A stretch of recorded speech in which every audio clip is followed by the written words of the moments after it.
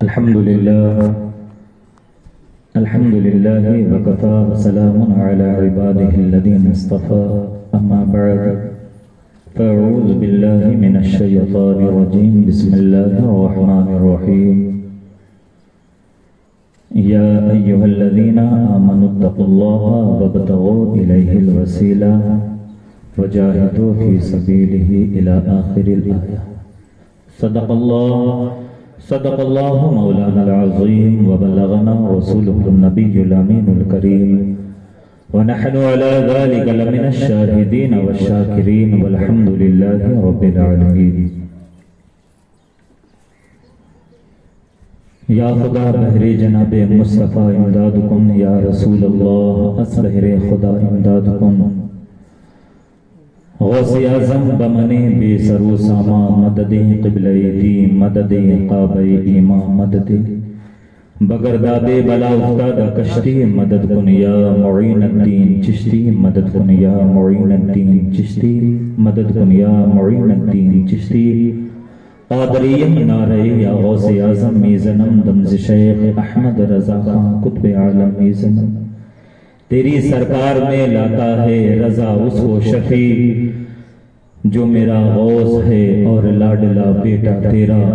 جو میرا غوث ہے اور لاڈلا بیٹا تیرا معزز سامعین اکرام آئیے عقیدت و محبت کے ساتھ سکون قلبی کے ساتھ گنبد خضرا کی جانب لو لگا کر بھیک دینے والے داتا و آقا مدنی تاجدار دونوں عالم کے مالک و مختار سیدی ابرار و اخیار شہنشاہ ذی وقار کائنات کے اولی فصل بہار رہبر اعظم قائد اعظم نیر اعظم سیاہ لامکا مالک انسجا کونین میں سب سے انوکھے سب سے نرالے دائی حلیمہ کے جگر پارے سیدہ آمنہ کی آنکھوں کے تارے یعنی حضور احمد مجتبی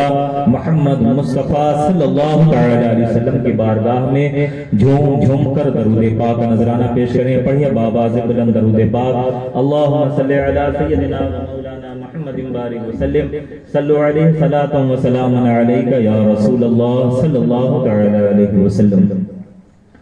حضرات ابھی آپ نے بہت ہی شاندار اور جامع خطاب حضرت مولانا عبدالخالق مصباحی صاحب قبلہ سے آپ نے سماعت فرمایا ایمان پر میں نے جس آیت کریمہ کی تلاوت کرنے کا شرف حاصل کیا ہے اللہ تبارک و تعالی قرآن پاک میں ارشاد فرماتا ہے یا ایھا الذین آمنوا اتقوا اللہ وابتغوا الیہ الوسیلہ اے ایمان والو اللہ سے ڈرو اور وابتغوا الیہ الوسیلہ اس کی طرف وسیلہ تلاش کرو وسیلہ ڈھونڈو یقیناً ہمارے اور آپ کے درمیان بیٹھنے والا ہر ایک شخص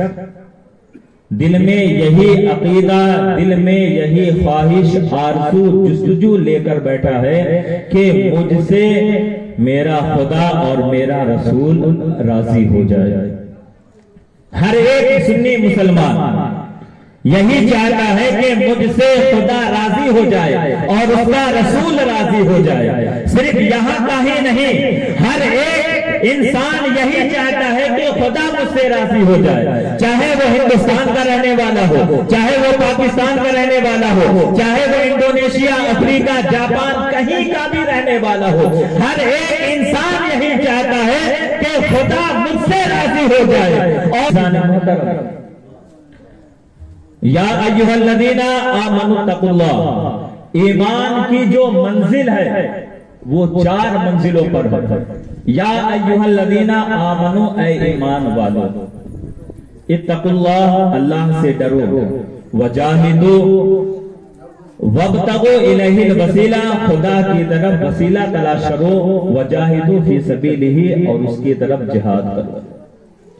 اے ایمان والو جب ایمان کی بات آتی ہے تو ایمان کا معیار یہ ہوتا ہے کہ اگر انسان کا ایمان کامل اور مکمل ہے تو اس کی ہر ایک چیز قابل قبول ہے اور یقیناً میرا ایمان یہ ہے کہ یہاں پر بیٹھنے والا ہر ایک سنی صحیح العقیدہ لیکن آج کا دور ایسا ہے کہ لوگ ہمارے ایمان کو چھیننے کی کوشش کر رہے ہیں اور ساتھ ہی ساتھ میں ہمارے ایمان پر حملہ کرنے کی کوشش ہے۔ وہ یہ نہیں جانتے، وہ یہ نہیں سمجھتے کہ ایک ایمان والا اپنی جانوں کو قربان کر سکتا ہے، اپنی مالوں کو قربان سکتا ہے، اپنی زندگی کو تباہ کر سکتا ہے، اس کا مال برباد ہو جائے وہ یہ برداشت کر سکتا ہے، اس کے بچوں کو کاٹ دیا جائے وہ یہ برداشت کر سکتا ہے، اس کے دکانوں کو تباہ کر دیا جائے وہ یہ برداشت کر سکتا ہے، اس کے مال و دولت کو چھین لیا جائے وہ یہ برداشت کر سکتا ہے، اس کے بدن سے چمڑیاں اٹھے لی جائے وہ یہ برداشت کر سکتا ہے، اس کے ہڈیوں کو سوکھا بنا دیا جائے وہ یہ برداشت کر سکتا ہے، اس کے تن سے اس کے چمڑیوں کو نکال دیا جائے وہ یہ برداشت کر سکتا ہے، اس کے بدن سے خون کا آخری قطرہ نکال دیا جائے وہ یہ برداشت کر سکتا ہے۔ لیکن اگر اس سے یہ کہا جائے کہ تم ایمان چھوڑ دو میں تمہیں مال و دولت دے دوں گا، میں تمہیں مال و دولت عطا کر دوں گا، تم آقا کا دامن چھوڑ دو میں تمہیں تخت و سلطنت دے دوں گا، تم محمد عربی کا کلمہ پڑھنا چھوڑ دو میں تمہیں جاہ و سلطنت دے دوں گا، تم اگر آقا صلی اللہ علیہ وسلم کا ایمان چھوڑ دو میں تمہیں ایک سے ایک مال و دولت عطا کر دوں گا، تو ایک ایمان والا یہی کہتا ہے کہ میرے جان سے میرے جسم سے خون کا آخری قطرہ نکال لو یہ برداشت کر لوں گا، لیکن میں آقا صلی اللہ علیہ وسلم کا ایمان نہیں چھوڑ سکتا، نہ ایمان کو چھوڑ سکتا۔ یہ ایک ایمان والے کی علامت، اور جب ایک ایمان والا بیدار ہوتا ہے اس کے بیدار ہونے کا عالم یہ ہوتا ہے کہ پھر وہ کسی بھی دشمن رسول کو بھی برداشت نہیں کر سکتا۔ جب ایمان کے عروج کا وقت آتا ہے اور جب ایمان کے چھیننے کا وقت آتا ہے تو اپنی جانوں کو بھی قربان کر دیتا ہے، لیکن وہ اپنے ایمان کو چھوڑتا نہیں ہے۔ آپ ان دونوں موضوع پر غور کریں کہ جب ایمان عروج پر آتا ہے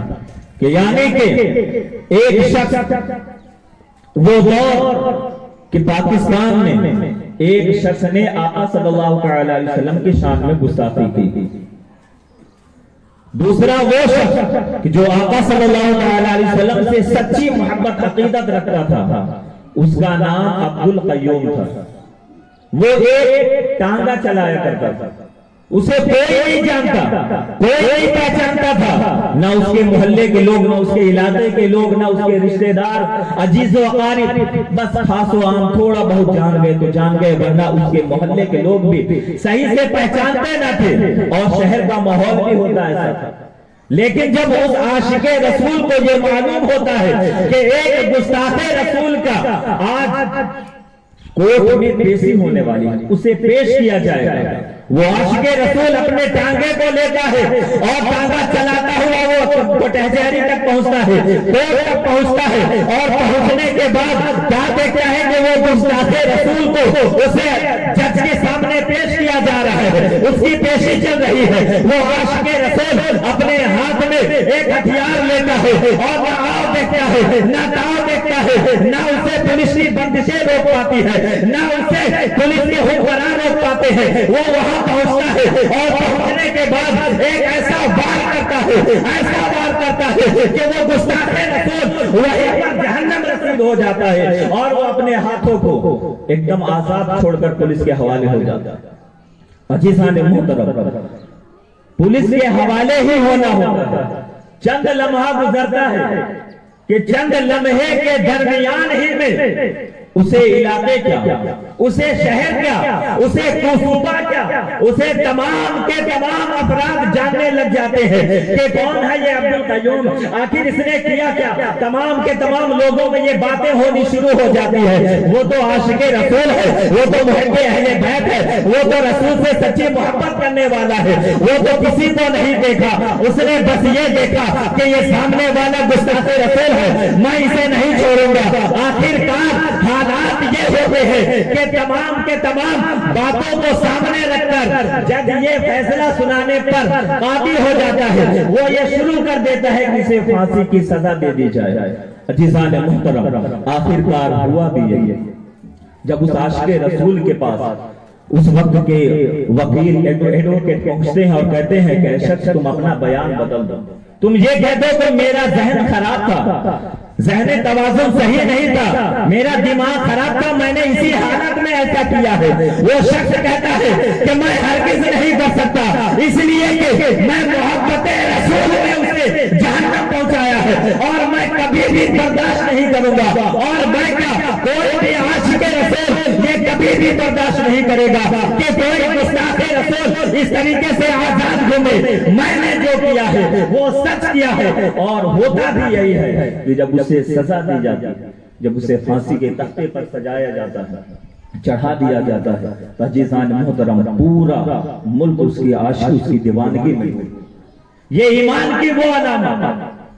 کہ جب انسان کا ایمان کامل اور مکمل ہوتا ہے تو انسان اپنی جان کی پرواہ نہیں کرتا۔ اور آج کا جو دور چل رہا ہے کہ آج راستے پر کہیں پر بھی کسی داڑھی یا ٹوپی والے کو دیکھ کر لوگ ایمان چھیننے کی کوشش کرتے ہیں، اس پر حملہ کرتے ہیں اور اسے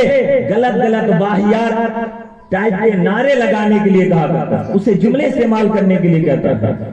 لیکن یقین جانو مسلمانوں کے ابھی کا بس دور نہیں، ایسے بے شمار واقعات ہیں جو آپ کے ایمان پر حملہ کیا جاتا اور آپ کو ڈرایا جاتا، آپ کے گھروں کو تباہ کر دیا جاتا، مسلمانوں کے مال و دولت کو چھین لیا جاتا، ان کے رشتہ دار عزیز و اقارب کو قربان کر دیا جاتا۔ ایسے بے شمار واقعات ہیں، اور انہی بے شمار واقعات میں ایک یہ بھی ہے کہ حضرت عبداللہ بن حذافہ ان کے 3 ساتھی کہ انہیں جب روم کے بادشاہ نے ہرقل نے قید کر لیا، اور قید کرنے کے بعد کیا کہا کہ اے عبداللہ کہ تم ایمان چھوڑ دو، محمد عربی کا دامن چھوڑ دو، اللہ احد کا نعرہ لگانا چھوڑ دو، تم محمد عربی کا نعرہ لگانا چھوڑ دو، تم اسلام کی تبلیغ کرنا چھوڑ دو، اسلام کا دامن چھوڑ دو، میں تمہیں بے شمار دولت عطا کروں گا، تمہیں سلطنتیں عطا کر دوں گا، تمہیں بڑا عہدہ عطا کروں گا، تمہیں میں اپنی بیٹی سے نکاح بھی کرا دوں گا، اور تمہاری شادی کرا کر تمہیں بڑا سے بڑا عہدہ عطا کر دوں گا۔ لیکن وہ عاشق رسول، وہ ایمان والا،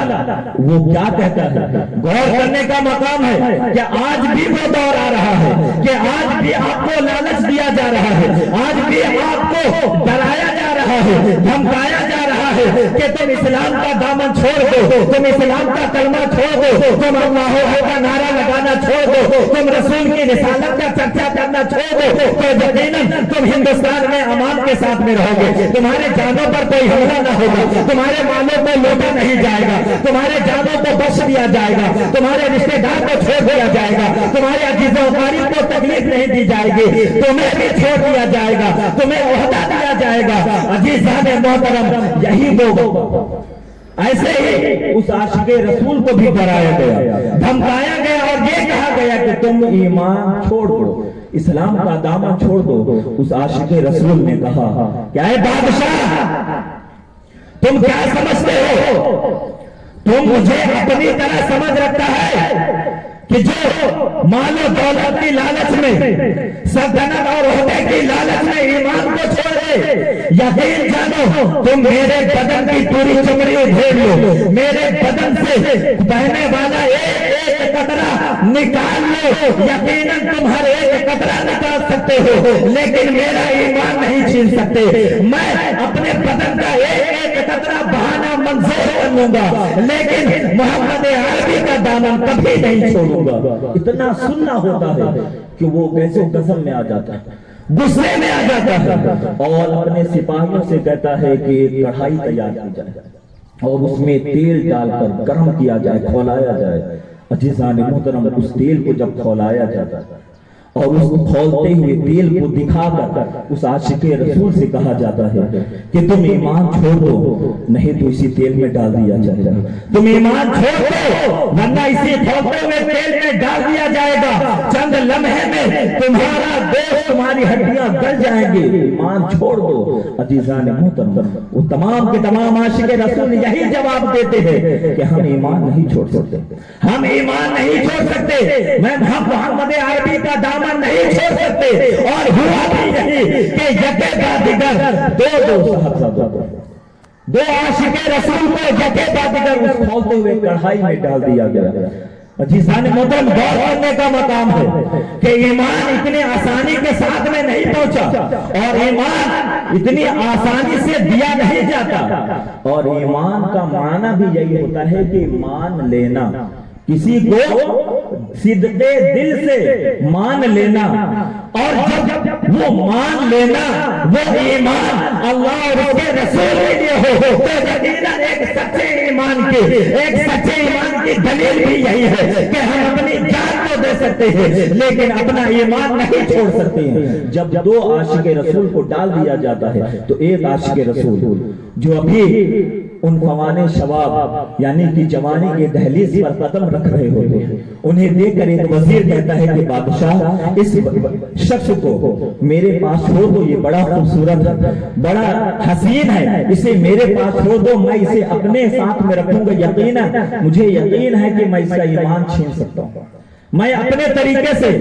اسے عیسائی بنا کر ہی چھوڑوں گا۔ عزیزان محترم، بادشاہ کہتا ہے اگر تم کہہ رہے ہو تو ٹھیک ہے، یہ تمہارے پاس چھوڑ دیا جائے۔ عزیزان محترم، آخرکار وہ وزیر اس شخص کو، اس عاشق رسول کو اپنے گھر لے کر جاتا ہے اور ایک علیحدہ کمرہ میں اسے بند کر دیتا ہے، اور بند کرنے کے بعد ادھر اپنی بیٹی کے پاس آتا ہے اور اپنی بیٹی سے کہتا ہے، جو بڑی حسین و جمیل رہتی ہے، ایسی حسین و جمیل کہ جگہ جگہ سے اس کے لیے رشتے آ رہے ہوتے ہیں، لوگ بڑے بڑے گھرانوں سے اس کے پاس رشتے آ رہے ہوتے ہیں، بڑی خوبصورت، اور اس سے جا کر وہ باپ کہتا ہے کہ میری بیٹی فلاں کمرے میں فلاں شخص بند ہے، جو مسلمان ہے، ایمان والا ہے، اس کے ایمان کو چھیننا ہے، اس کے ایمان کو برباد کرنا ہے، اسے عیسائی دھرم میں لانا ہے، اسے عیسائی دھرم قبول کروانا ہے۔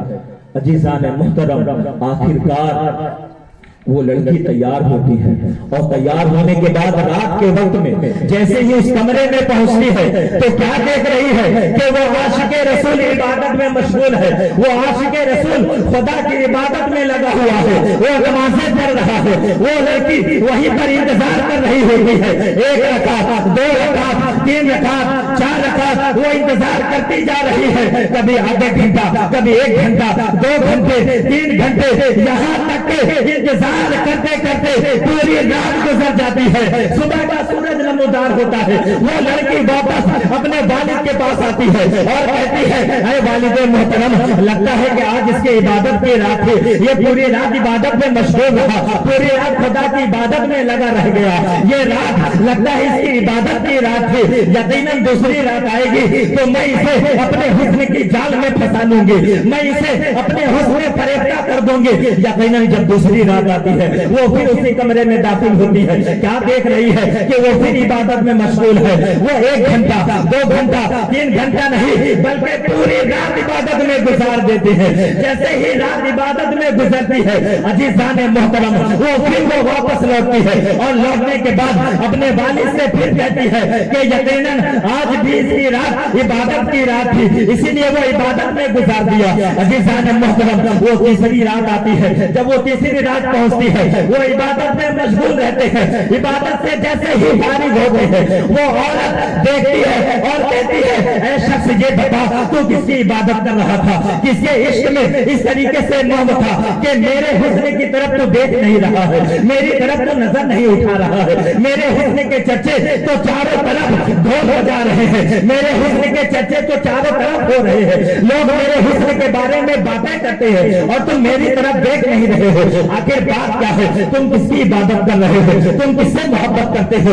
تمہارے دل میں کس کی محبت ہے جو میری طرف نظر اٹھانے کے لیے بھی نہیں کہہ رہے ہیں؟ عزیزان محترم، اتنا سننا ہوتا ہے کہ وہ عاشق رسول کہتا ہے کہ میں محبت رسول میں غرق ہوں، میں خدا کی عبادت میں ڈوبا ہوا ہوں۔ عزیزان محترم، اتنا سننا ہوتا ہے کہ وہ عورت کہتی ہے، وہ لڑکی کہتی ہے کہ مجھے بھی کلمہ پڑھا کر اسلام میں داخل کر لو، اور آخرکار وہ کلمہ پڑھ کر اسلام میں داخل ہو جایا کرتی تھی۔ عزیزان محترم، جب انسان کا ایمان کامل ہوتا ہے، ایمان جب مکمل ہوتا ہے، وہ عشق رسول اس کے دل میں معجزن ہوتا ہے، تو یقیناً اس کے ایمان کو چھیننے کی بات تو بہت دور کی ہے، کوئی اس کے ایمان پر ڈاکہ بھی نہیں ڈالا، کوئی اس کے قریب بھی نہیں جاتا۔ کوئی اس کے پاس آ کر کے کوئی دشمن رسول ٹھہرتا بھی نہیں. کچھ لوگ ایسا بھی کہتے ہیں کہ یار ہمیں وہ بلا لیا تو ہم چلے گئے, ہمیں دعوت دے دیا تو ہم چلے گئے. ارے شخص, کیا تو نہیں سمجھتا, کیا تو نہیں جانتا, اسٹیج میں بیٹھے علماء کرام بھی تو ہیں, وہ تو عزت والے ہیں, وہ تو عظمت والے ہیں. تم سے پہلے تو انہیں دعوت دینی چاہیے, انہیں بلانا چاہیے, لیکن ان کے پاس کیوں نہیں آتے؟ وہ دشمن رسول, اس لیے کہ یہ ان کے رسول, ان کے دلوں میں عشق رسول کا چراغ اس طریقے سے جگمگا رہا ہے, اس طریقے سے جل رہا ہے کہ یقیناً ان کے قریب جاتے ہی عشق رسول کے چراغ سے نکلنے والی وہ روشنی انہیں جلا کر خاک کر دے گی. اسی لیے وہ ان کے قریب نہیں آتا. آپ سے بھی گزارش ہے کہ آپ بھی اپنے سینوں میں, اپنے دلوں میں عشق رسول کا چراغ اس طریقے سے جلائے, اس طریقے سے روشن کرے کہ یقیناً کوئی دشمن رسول آپ کے پاس آئے تو وہ جل کر خاک ہوتا ہوا نظر آئے. عزیزان محترم, یہی حضور صوفی ملت ہمیں اور آپ کو دیتے ہوئے نظر آئے. انہوں نے اپنی پوری زندگی اگر کوئی درس دیا تو وہ صرف اور صرف ایمان پر. آپ نے ایمان کی حفاظت کے لیے, آپ نے ایمان کی بلندی کے لیے, دین کی تبلیغ کے لیے اپنی زندگی کا لمحہ قربان کر دیا, بیش قیمتی لمحہ. آپ کے خلیفہ فرماتے ہیں کہ حضور صوفی ملت اپنی زندگی میں, اپنی حیات زندگی میں جب تک انہوں نے دیکھا کہ کبھی آپ کی نمازیں قضا نہ ہوئی, آپ نے تہجد بلا ناغہ آپ نے ادا کیا, اور آپ نے اپنی زندگی کا ہر ایک لمحہ عشق رسول میں گزارا اور عشق رسول کی ہی تبلیغ کرتے رہے اور یہ بتاتے رہے کہ اے ایمان والو, جان جائے تو چلے جائے, ایمان باقی رہے, مال کوئی لوٹے تو لوٹ لینے دو, عزیز و اقارب کو کوئی ختم کرے تو ختم کرنے دو, لیکن اگر کوئی آپ کے ایمان پر ڈاکہ ڈالے یا ایمان کو چھیننے کی کوشش کرے, پھر وہ کوئی بھی ہو, وہ چاہے تلک دھاری ہو, چاہے وہ جھنڈے والا ہو, چاہے وہ گمچھے والا ہو, کوئی بھی ہو, کسی کے سامنے بھی اپنے ایمان کو جھکنے نہ دینا, اسلام کے جھنڈے کو بلند رکھنا, یہی ایمان والے کی علامت, یہی ایمان والے کی دلیل ہوتی, اور ایک عاشق رسول کی پہچان بھی یہی ہوتی. عزیزان محترم, اور یقیناً انہوں نے جب اسلام کے جھنڈے کو بلند رکھا تو آج تمام عاشق صوفی ملت ان کا جشن منا رہے ہیں, ان کی یاد منا رہے ہیں, آج ان کی یاد میں بیٹھے ہوئے. اور کیوں نہ ہو, انہوں نے ہمارے سینے پر عشق رسول کا چراغ روشن کیا, انہوں نے ہمیں دین کی راہ پر چلنے کا طریقہ سکھایا, انہوں نے ایسی تبلیغ فرمائی, ایسی تبلیغ فرمائی کہ 10-20 کلومیٹر پیدل چلا کرتے تھے. وہ یہ گھر نہ دیکھا کرتے تھے کہ یہ دولت والے کا گھر ہے, یہ نہ دیکھا کرتے تھے کہ یہ پیسے والے کا گھر ہے, غریب سے غریب گھر میں بھی ایسی ایسی گلیوں میں جایا کرتے جہاں گاڑیاں بھی نہ جا سکتی تھی, ایسی ایسی گلیوں میں جہاں پر ٹیچر بھی رہا کرتے تھے. آپ اس راستے میں چل کر دین کی تبلیغ کیا کرتے تھے, اور یقیناً وہ اس لیے کہ تاکہ ان کے چاہنے والے ایک امت رسول کے دل میں بھی تبلیغ کا, دین کی اشاعت کا جذبہ اور شوق پیدا ہو. خدا کی بارگاہ میں دعا ہے, مولا ہمارے دلوں میں بھی ایسی محبت, ایسی